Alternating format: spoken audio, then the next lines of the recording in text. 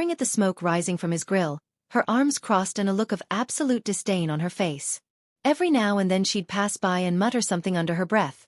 Something about destroying the environment or slaughtering innocent animals. At first, James tried to ignore her.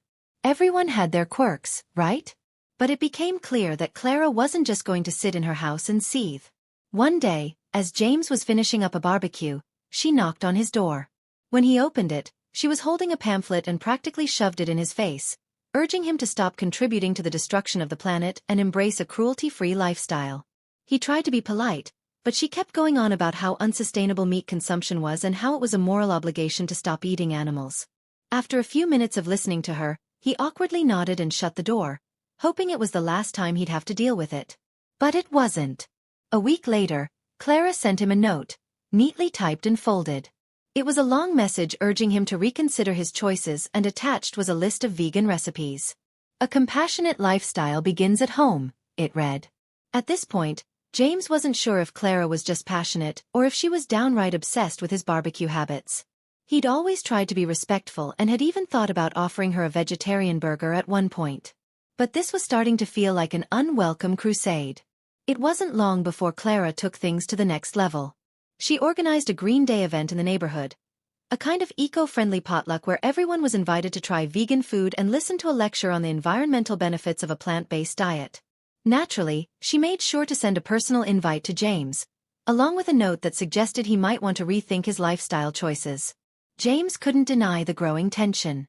The whole neighborhood knew Clara was the vegan, and there was a kind of unspoken understanding that she'd probably try to convince you to abandon your meat-eating ways if you ever crossed her path. His barbecue plan suddenly felt less like a fun social gathering and more like a battle between good and evil, at least in Clara's mind. Still, James wasn't one to back down. When the day of his barbecue came around, he went all out. He had invited his friends, a few neighbors, and even some of his family members who'd been dying to meet the new neighbors. He didn't expect Clara to show up. After all, the invitation had been more of a "come join if you want" kind of thing. He was just hoping for a peaceful afternoon. But as he fired up the grill, he saw Clara walk across the yard and stand at the fence, watching him. For a moment, he thought maybe she would just stay silent this time. Maybe give him a break for once. But no. She didn't even try to hide her disdain. As soon as she spotted him, she marched over, her expression one of sheer disapproval. "I can't believe you're still doing this," she said, crossing her arms tightly across her chest. "Do you really not care about the environment?" James, trying to keep his cool, offered a smile. "I'm just grilling some food, Clara. It's nothing personal." "Oh, it's personal," she shot back. "You're contributing to the destruction of the planet. It's not just about food, it's about your values. If you really cared about the earth, you wouldn't be grilling meat." Her voice was filled with a mix of anger and righteousness. The group of friends who'd been enjoying the barbecue exchanged uncomfortable glances. James didn't want to make a scene, but Clara wasn't going to let this go easily. She made sure everyone heard her, loudly proclaiming that meat consumption is a moral failure and that anyone who participated in it was complicit in environmental degradation.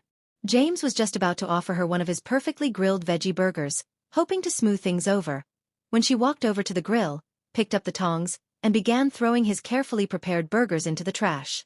"This is wrong," she muttered as she went along, clearly more focused on making a point than on having any kind of civil conversation. His guests were speechless. Some were awkwardly shifting their weight, unsure whether to step in or just pretend it wasn't happening. The air suddenly felt heavy, and James realized things had gone far beyond a casual disagreement. This was no longer just about food.